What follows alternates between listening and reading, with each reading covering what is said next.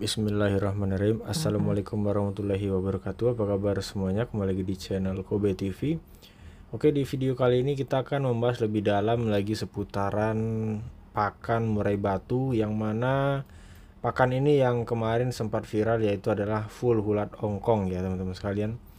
Nah, jadi teman-teman sekalian, karena banyak yang menonton dan banyak pola pikir yang berbeda-beda, tanggapan yang berbeda-beda, ada yang memang paham dengan videonya dan ada yang mungkin nontonnya cuma setengah-setengah, sehingga informasi yang didapatkan itu adalah salah ya teman-teman sekalian.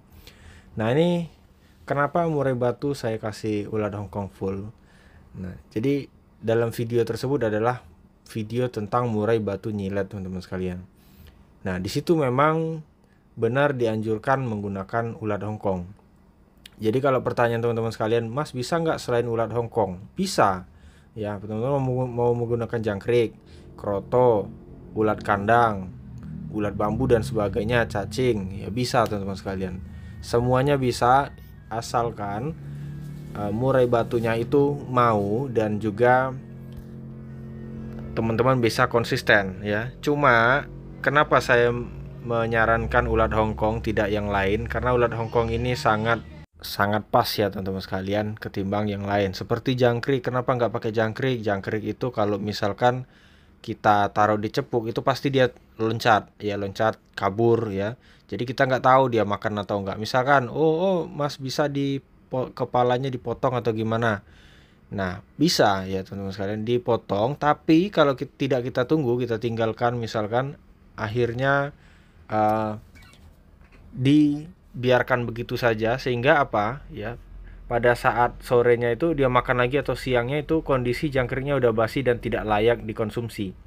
Nah, jadi teman-teman sekalian, jangkrik tersebut akan memperparah keadaan teman-teman sekalian. Nah, jadi kalau jangkrik yang kondisinya sudah tidak layak konsumsi, sudah mati, sudah bau, itu dikonsumsi oleh murai batu, penyakit malah makin cepat datang ya, menyebar juga. Nah, seperti yang lain, cacing ya, cacing kan ribet kita nyarinya teman-teman sekalian. Udah ribet, kita harus nyuci-nyuci dulu ya, sehingga prosesnya juga lama teman-teman sekalian ya. Teman-teman akan bosan nanti hari ketiga sampai hari kelima. Mungkin hari pertamanya semangat ya nyari cacing, kemudian bersihin dan sebagainya. Hari ketiga kelima akan terasa teman-teman sekalian, dan akhirnya murainya juga mati. Nah, yang lain sama halnya seperti tadi ya, pasti ada masalah-masalah. Sedangkan kalau ulat Hongkong itu kita tinggal beli, tinggal plug langsung aja teman-teman sekalian. Ampasnya pun nggak dibuang, nggak jadi masalah. Mas, ampasnya disaring, nggak perlu, karena ampasnya juga udah turun ke bawah. Dan murai batu nggak sebodoh itu, pasti dia pintar untuk memilih dan membersihkan. Nah, kemudian kenapa ulat Hongkong, alasannya lagi adalah ulat Hongkong itu paling cepat membuat lemak. Makanya saya sampaikan di video-video yang lain ya, di video judul yang lain itu, ulat Hongkong tidak rekomendasi untuk dikonsumsi murai batu ya. Apalagi murai batu yang untuk produksi ya, seperti murai batu ternakan. Saya nggak pernah lagi pakai ulat Hongkong karena pengalamannya itu untuk awal bagus, tapi di akhir nanti ataupun di tengah produksi dia akan stop. Karena apa? Karena ulat Hongkong ini cepat sekali menumbuhkan lemak ya, sehingga murai batu akan stop produksi ya. Apalagi murai batu lomba, teman-teman bisa ketahui sendirilah, ada yang bisa ya, memang ada settingan lomba yang pakai ulat Hongkong dan ada yang enggak ya. Nah, makanya ulat Hongkong ini teman-teman jangan salah tanggapan ya. Ulat Hongkong ini bagus jika di tempat yang tepat ya, seperti burung sakit. Nah, kenapa alasannya burung nyilet ya? Burung nyilet itu kan memang butuh sangat banyak ya, butuh sangat daging-dagingnya itu pasti udah pada habis dimakan oleh tubuhnya, diserap oleh tubuhnya, sehingga makanya seperti tinggal tulangnya aja ya, tengkoraknya aja gitu. Bahkan nyiletnya itu, makanya dibilang nyilet itu ya karena dadanya itu runcing sekali. Kalau kita pegang itu kayak tajam ya, makanya dibilang nyilet ya. Sebenarnya berlebihan ya, cuma ya seperti itu. Dan kemudian burung nyilet itu pastinya kondisinya lemah ya, tiba-tiba jinak, kemudian gembung dan gampang jatuh gitu ya, nggak kuat lah gitu ya. Seperti yang di video inilah, kira-kira seperti itu teman-teman sekalian. Nah, makanya murai batu yang seperti ini kita perlu rawatan ekstra, dan pakan itu sangat mempengaruhi teman-teman sekalian. Makanya ulat Hongkong lah pilihan terbaik ya teman-teman sekalian. Nah, kemudian ada yang bertanya masalah, Mas gimana Mas? Ada yang bilang juga, waduh hati-hati pakai ulat Hongkong itu bisa apa namanya ya, buat mata burung katarak, senot dan sebagainya. Nah, teman-teman sekalian, untuk hal yang demikian itulah yang saya sampaikan tadi. Mungkin mereka pertama ilmunya kurang dan pengetahuannya juga kurang, otomatis seperti itulah menjawab. Karena logikanya seperti ini teman-teman sekalian. Kalau katarak itu adalah lemak yang menumpuk pada mata. Nah, logikanya kalau misalkan burung tersebut kurus, dari mana dia datang lemaknya? Ya. Jadi mata katarak itu biasanya lemak yang berlebih, misalnya tubuhnya udah gemuk ya. Semua tubuhnya udah bengkak-bengkak semua, udah kuning-kuning semua. Nah, baru dia larinya ke mata, teman-teman sekalian. Jadi dikasih ulat Hongkong itu lemaknya bukan ke mata dulu, jadi ke tubuhnya dulu yang masih kurang ya. Kalau tubuhnya tadi sudah lebih, misalnya udah 100%, udah lebih dari 100%, nah barulah dia menyebar kemana-mana. Makanya ada yang namanya mata katarak gara-gara lemak ya. Nah itu benar teman-teman sekalian. Tapi kalau burung nyilet, bagaimana dia mau katarak ya, sedangkan untuk tubuhnya aja dia masih kurang ya. Nah jadi logikanya dipakai teman-teman sekalian ya.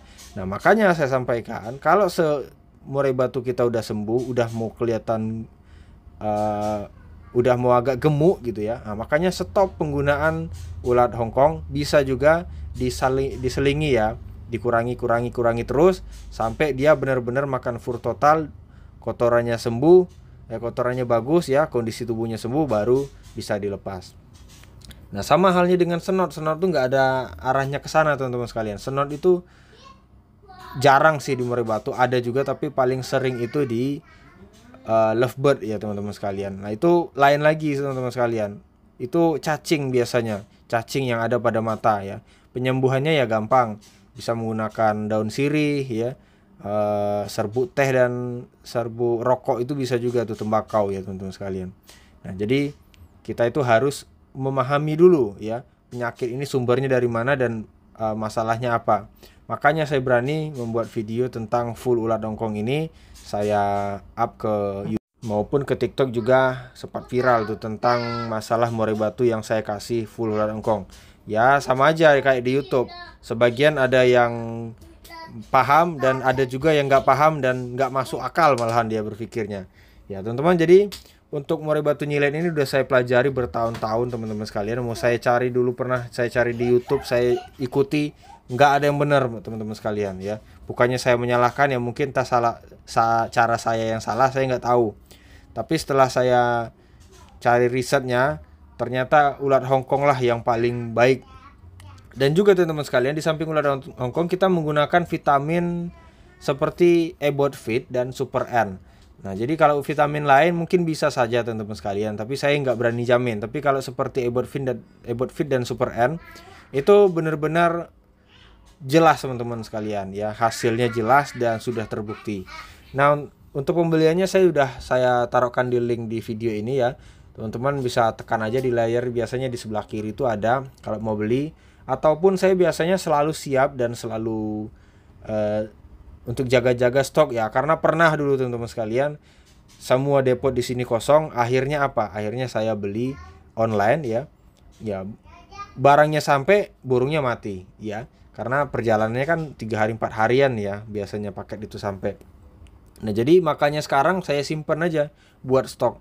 Lagian nggak rugi juga teman-teman sekalian nyetok, karena kan masanya itu, tahannya itu kan lumayan lama ya, 2 tahunan ya. Jadi lihat juga kode produksi sama kode expirednya supaya teman-teman bisa menyimpannya. Jadi seperti itulah teman-teman sekalian masalah tentang full ulat Hongkong ini. Jadi jangan sampai salah kaprah ya, jangan salah lagi dalam menanggapi video. Makanya saya sampaikan video itu tonton sampai akhir dan dicerna baik-baik ya. Kalau nggak paham itu ditanya, jangan langsung dikritik ataupun dikasih seperti mau ngasih masukan tapi salah gitu loh teman-teman sekalian. Nah jadi yang menonton, yang membaca komentar pun juga ikut salah kadangan ya. Jadi seperti itulah teman-teman sekalian, supaya video ini diluruskan supaya tidak menyebar kemana-mana dan tidak salah ditanggapi oleh teman-teman yang lain. Oke, segitu dulu. Terima kasih sudah menonton dan saya Kiri. Assalamualaikum warahmatullahi wabarakatuh.